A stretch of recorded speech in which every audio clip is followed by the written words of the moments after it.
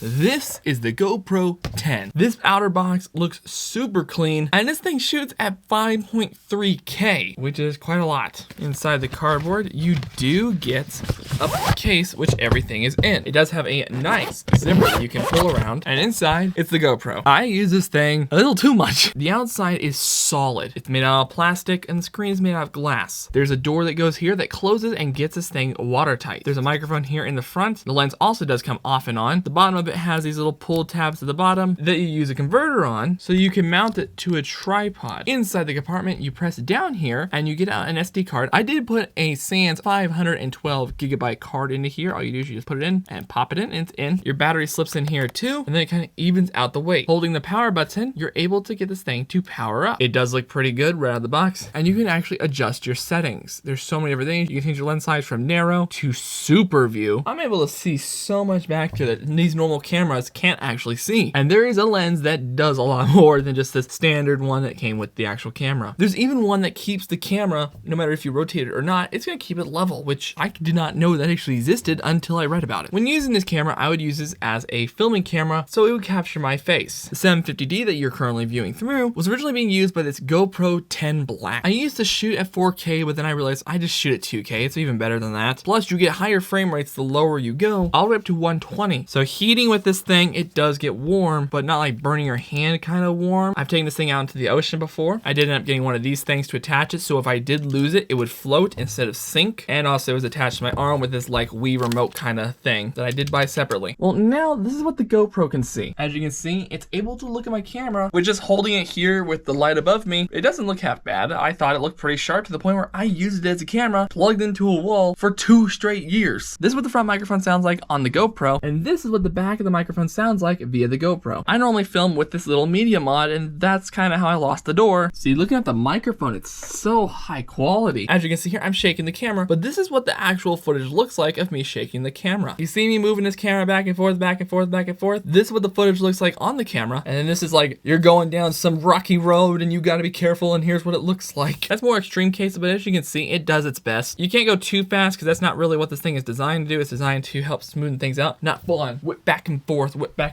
because it's trying to figure out what it needs to stabilize. I typically add a slight bit of the little tiny stabilization feature, but I don't go overboard with boost. Time-lapse modes were really cool as well. I'd use them on my trip in the town. I thought it was just really cool to film myself going into town with the time-lapsing mode, but I never did anything with the footage. I just kept it because I thought it was cool. The photos aren't the best in the world. This isn't really a photo camera. This is more of a recording action cam. If you do have a battery but no charger, all you can do is just plug in the Type-C here and it will charge your battery. That's how I did it before I bought the GoPro battery charger separate. And just here's the taste of some of the accessories I bought with it. GoPro's whole thing is it can go places other cameras cannot. I was able to strap this right here to my head and it didn't really bother me that much. I can't really strap one of these DSLRs on my head because then it'll basically pull my head down because of how heavy they are.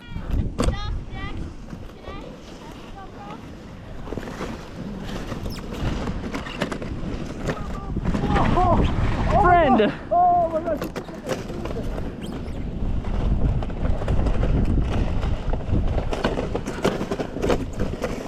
This ain't gonna end well.